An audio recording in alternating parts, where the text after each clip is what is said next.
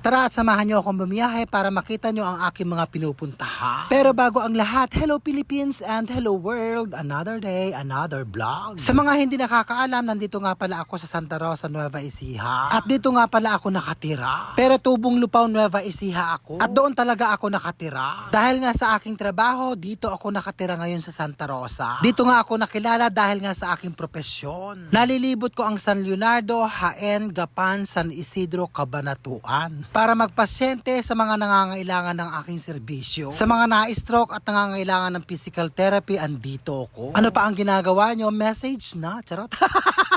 Kahapon nga akala ko 3 pasyente lang ang aking pupuntahan ngayong araw na ito. Kaya nung umaga naalala ko 6 pala ang pupuntahan ko. Kaya agad-agad akong gumayak ng napakaaga. Tumatanda na ba at makakalimutan na nakakaloka? At syempre kailangan na nating uminom ng ganito para hindi tayo makakalimutin, nakakaloka. Ang Ginkgo biloba capsule. So ano pa ang ginagawa nyo? Order na, nasa baba ng aking video. O diba nakuha ko pang mag-promote? Segway. Abay syempre talagang ganon, model na.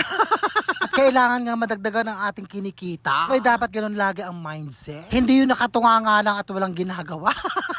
Lahat ang pwedeng pagkakitaan, go lang ako. At heto nga sa lugar namin maghapon ng umuulan. At sabi nga sa balita, tag-ulan na nga daw. Napakasarap magtrabaho kasi nga napakalamig. Kaya lang kapag humiga ka, nakakatamad ng bumangon at masarap mamaloktot.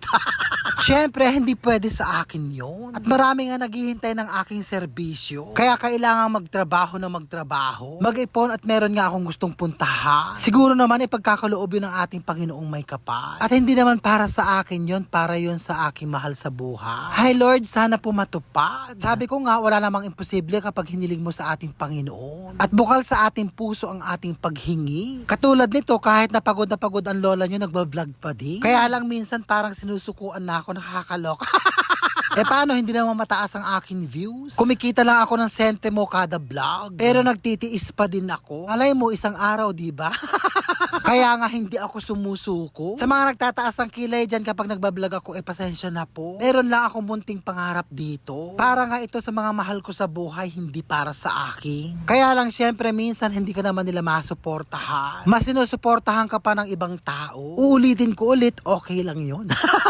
At hindi susuko ang kabugera ng Nueva Ecija. Kahit nga walang kalatoy-latoy ang aking mga vlog, go pa rin. Bahala na kung may views o wala, talagang ganun. Naiipon naman yung mga centavos at lumalaki. Hindi ko na mamalayan tapos na pala ang aking video. Bitin naman ang aking kwento, nakakaloka.